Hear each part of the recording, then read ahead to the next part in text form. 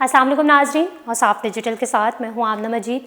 नाजरीन, आमिर लियाकत की तीसरी बीवी होने का दावा करने वाली हानिया खान के दावों का ड्रॉप सीन, ऐसी वीडियो सामने आ गई जिसने सारी कहानी खोल कर रख दी। तफसीलात में जाने से कबल आपसे गुजारिश है कि हमारे चैनल सब्सक्राइब कर लें और साथ मौजूद बेल के आइकन को क्लिक कर लें ताकि हमारी ताज़ा तरीन वीडियोज़ आप तक बर वक्त पहुँचती रहें।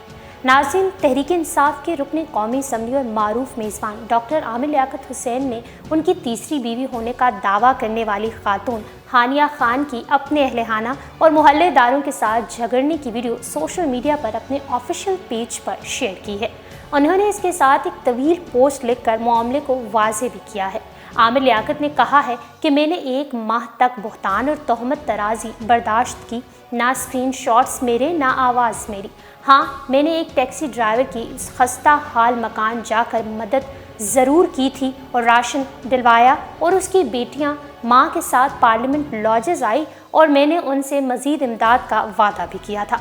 उन्होंने बताया कि हानिया के बाप ने बताया मेरी लड़की को काम मिलना बंद हो गया है, इस पर असरात हैं और ये आपकी तस्वीर से शादी किए बैठी है। आप कह दें कि तुम ठीक हो जाओगी, फिर देखेंगे। बस फिर मौला अली का कॉल याद आ गया, जिस पर एहसान करो उसके शर से बचो। आमिर लियाकत ने कहा कि ये पूरा ख़ानदान ब्लैक मेलर निकला। हम तो गरीबों की 2007 से इमदाद कर रहे हैं।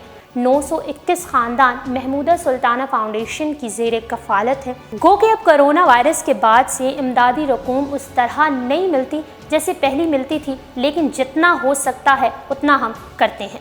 रुकन कौमी असम्बली ने मज़ीद कहा कि अल्लाह के रसूल सल्लल्लाहु अलैहि वसल्लम ने फरमाया, तोहमत पलट कर आती है। मैं अफसुर्दा था, दिल गिरफ्ता था। कौमी असम्बली का रुकन होने के बावजूद किसी ने मेरी मदद नहीं की, उससे पूछताछ नहीं हुई। ये गरीब लड़की जहाज़ में बैठकर कराची आखिर आई कैसे? किसने इसको स्पॉन्सर किया? ये अपने वीडियोज़ में रेहाम खान, मरियम नवाज़ और नवाज़ शरीफ को क्यों टैग करती है?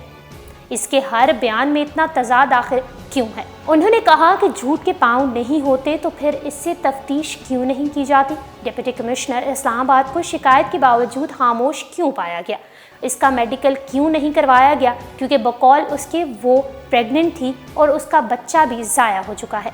आमिर लियाकत ने कहा कि हानिया खान फरवरी 2021 में निकाह का दावा करती हैं और 2 माह में वो प्रेग्नेंट होने का दावा भी कर रही हैं। सिंदबाद से शादी की थी क्या? आमिर लियाकत ने सवाल उठाया कि एसएसपी साहब को दरख्वास्त देने के बावजूद कार्रवाई क्यों नहीं की जाती?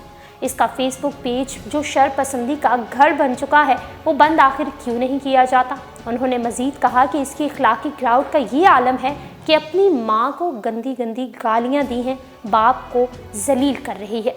उन्होंने कहा कि इसने अपनी बहन को गालियाँ दी लेकिन कोई कुछ करने को तैयार नहीं, और आप लोग बस एक जहनी मरीज़ को मोतबर जानकर सिर्फ मुझे मतून करने के लिए जो गैर मोतबर हवाले और इसके हाँ में हाँ मिला रहे थे।